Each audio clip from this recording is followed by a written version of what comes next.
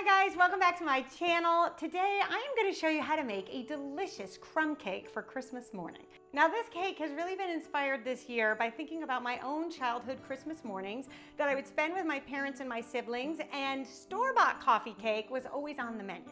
It was the same coffee cake that my parents would buy year after year, and I don't know why, but this year I started to get really sentimental for this coffee cake. Probably because of COVID and everything that's going on, I'm actually not able to spend Christmas with my family.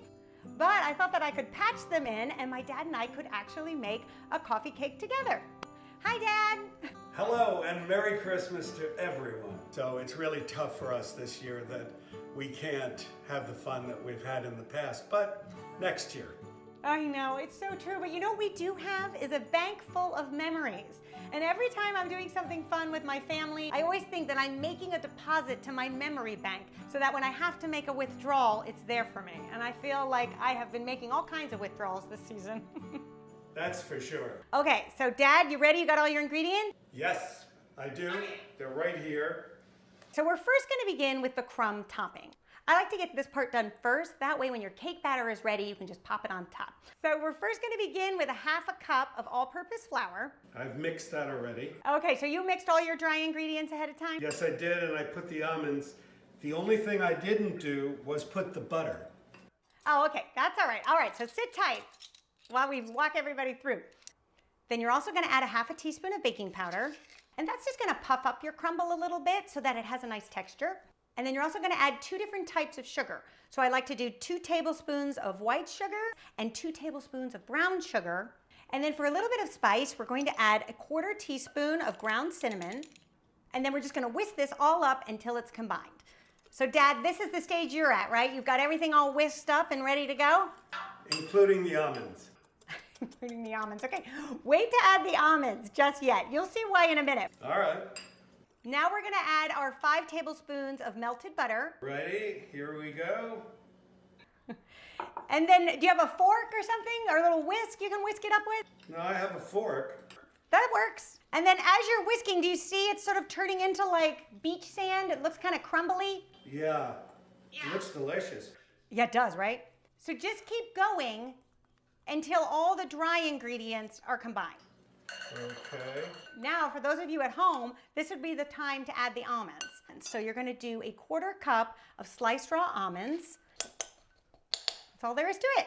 So to achieve the really light and fluffy texture of this cake, it's really important that you get 3 ingredients at room temperature: the butter, the eggs, and the sour cream. This is just going to help all of those ingredients combine and create a really nice, soft, and delicious texture. So Dad, did you get everything out at room temperature? All set. Okay, good. So we're going to add 3/4 cup of butter in a mixer.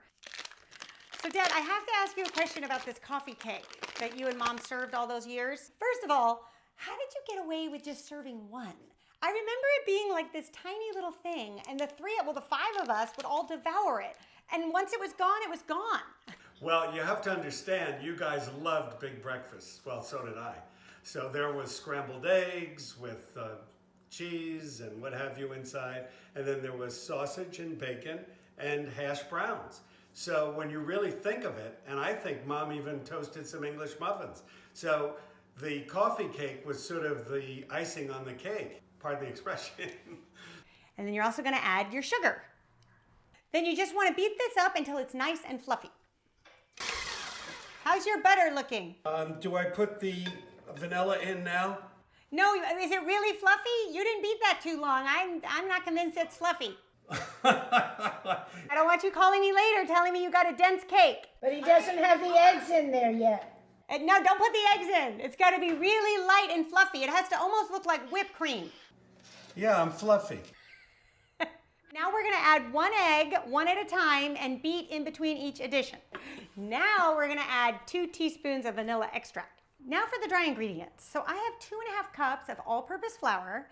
To that, you're going to add 2 teaspoons of baking powder, a half a teaspoon of baking soda, and a teaspoon of salt. Then you can just whisk that up until combined, and that's all you have to do. Okay, so here's the important part. You first want to add a little bit of the dry ingredients into your bowl, about 1/3 of the mixture. Then give it a little bit of a beat, and then you want to add 1/3 of the sour cream. You got the sour cream in, Dad? Yes, ma'am. All right, give it a beat. Okay, so now we are gonna use a 9x5 loaf pan, and I like to spray it with baking spray. But one tip with the baking spray, I think it's important that that baking spray is just well distributed. Otherwise, your baked goods will start to burn around the edges. So we wanna fill our tin halfway with half of the batter. Now, one of the ways I like to do that is with an ice cream scoop. I just find it's a little bit easier because it is a sticky batter. Do you notice that, Dad? It's pretty sticky. Yes, but I prefer just using the spatula, but you know, to each his own. You can absolutely do that. And then all you do is take a spatula and just smooth out the little balls there. Okay, now we are going to do a cup of frozen pitted cherries. I love to use the frozen cherries because they come already pitted and they are good to go. These were tough to find. I had to go to 3 stores. Oh my gosh. Oh no. But I finally found them and I had everybody working for me. They couldn't have been nicer. I'm so sorry. I usually get mine at Trader Joe's, but if you can't get them there, you can also get them at a major grocery store. Just look in the frozen fruit aisle. So now, one tip, Dad, with the cherries. Don't let them touch the side of the pan. Okay. I'll smooth them out.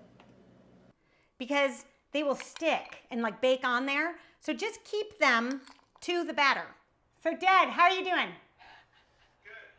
Except I think I have too much batter. Why do you think you have too much batter? I don't know. Well, wait, no, because we got to put the top on. We didn't do the second layer. All right, let's go. Now you're going to add the rest of the batter on top of the cherries. At this point, you now want to add your crumble. Now, because it's been sitting for a bit, Dad, that brown sugar may have a tendency of hardening. No, it's good. I have my fork. Okay, so go ahead and just cover the whole thing with it. And I should use all crumble. Yes, you need to use all crumble. It might look like a lot, but as it bakes, it sort of becomes more packed and dense. And when you take your first bite of this cake, you will be happy you put the whole thing on. So don't chintz. Okay, I never chintz. You know that. More is better as far as I'm concerned. It's the holidays. We'll work it off in January. Exactly. You haven't got it all over the cake. No, wait, the cameraman is speaking to me. She says I don't have it applied even. But My mom is the cameraman. She's giving direction from behind. it's going in. We are going to bake this at 350 degrees Fahrenheit for about an hour, 10 minutes. It does take some time to bake because the pan is so deep. So what I typically do is bake it for an hour, check on it, and if it feels like the crumble is getting too browned, just put some aluminum foil on top for the last 5 to 10 minutes. I also think it helps to make sure that your cake is on the lower third of your oven. Don't put it on the middle rack. And then when it's done, it'll look like this. Look how delicious. Oh my gosh, it smells divine. Now I know you're gonna be really tempted to just dive into this right away, but it's better if you can allow it to cool for at least 30 minutes. That will allow the cake to set up and it'll be a lot easier to slice that way. Then once your cake is cool, release the edges with a knife just to make sure that any of that crumble has not stuck onto the sides, because then when you go to try to release it, it could stick and fall apart on you. And then here we go. We're just going to give it a flip. Don't worry if the crumble gets too crumbly. There. See, that's why you want to put a lot of crumble on in case you lose any when you flip it out. Then for a really nice Christmassy, snowy effect, I like to add a little bit of powdered sugar. Okay, Dad, how's your cake? Doesn't your kitchen smell amazing? It does, and you know, it really looks delicious. I really want to cut into it. Can I get your permission? Yes, let's slice ourselves a piece. I couldn't resist. I'm serving this on the Spode Christmas plates to be truly authentic. These are the plates that I had as a kid growing up. Our Christmas breakfast was always served on these plates, and then my parents passed them down to me, and now I serve breakfast to my kids on these plates. And they always laugh because they think that I bought the plates for them, and I always have to remind them that no, your grandparents bought these plates, I used them as a kid, and now they are being passed down to them. So hopefully one day they'll pass them down to their kids. Well, that's what we had hoped. That's why we passed them down to you. All right, here goes. Here we go. Let's see. I'm curious to see what you think.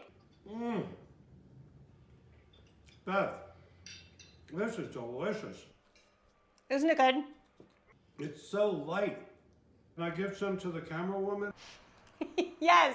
See what she thinks. Here she is, the camera woman, making a rare appearance. Here I am. It's perfect. Great. Just fabulous. Your daughter's a good cook. Yes, she knows everything I taught her. Well, we miss you terribly, and yet we think we see the light at the end of the tunnel. So stay safe, Merry Christmas, and a very Happy New Year. Well, thanks, Dad. And if I don't see all of you before then, have a very Merry Christmas, and I will be back here in the new year. We'll kick the year off with some healthy recipes to make up for all of this decadence we've been through. All right, you guys, stay safe, and I'll see you soon. Merry Christmas. Bye.